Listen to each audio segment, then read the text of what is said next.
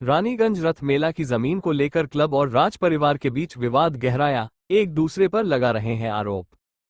रानीगंज में रथ मेला भूमि विवाद गहराता जा रहा है। रथ मेला बचाओ कमेटी जहां एक और स्थायी दुकान बनाने का विरोध कर रही हैं और रैली निकाली, वहीं दूसरी ओर कुछ लोग दुकान बनाए जाने के कार्य का समर्थन भी कर रहे हैं। वे लोग भी स्थायी दुकान के समर्थन में नारेबाजी करते देखे गए।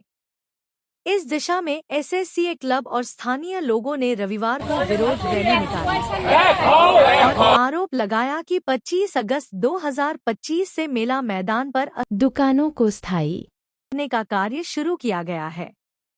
मेला स्थल पर दुकान बन जाने से यहां आयोजित होने वाला ऐतिहासिक रथ मेला परंपरा प्रभावित होगा।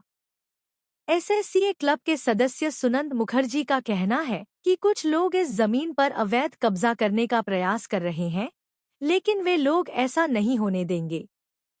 यदि जरूरत पड़ी तो आंदोलन करेंगे। उन्होंने यह भी बताया कि इस संबंध में विधायक तापस बनर्जी को जानकारी दी गई है।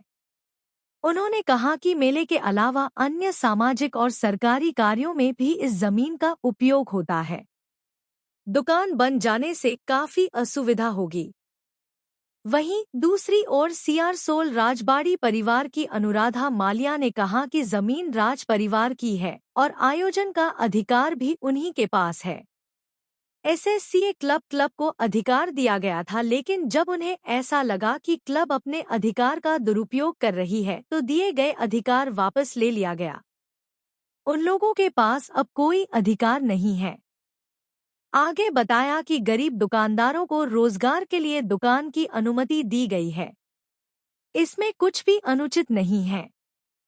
यह राजघराने की जमीन है। इतना ही नहीं, उन्होंने भी दावा किया है कि प्रशासन ने भी कई बार यहां के बेरोजगारों के लिए रोजगार का अवसर प्रदान करने के लिए राज परिवार से पहल करने की बात कही थी। यहां तक कि विधायक ने भी उनसे इस तरह की बात की थी और वह नहीं समझती है कि इससे यहाँ आयोजित होने वाले मेले की परंपरा को कोई नुकसान होगा। मेले के आयोजन के लिए पर्याप्त जमीन है।